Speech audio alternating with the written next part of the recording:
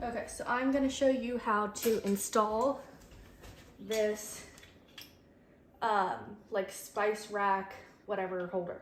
So there's little sticker things that come off here. I've already taken them off because they, yeah. So you wanna make sure that your basket comes out, like the handle's in the front. And you can push it all the way over, but you wanna leave just a little bit of room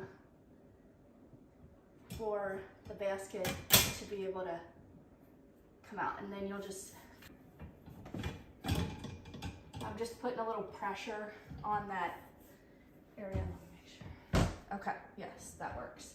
All right, so I'm gonna fill my basket now. So let's see.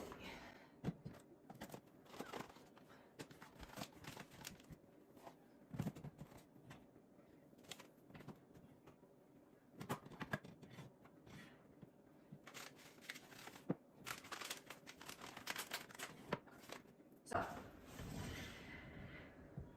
there's my shelf.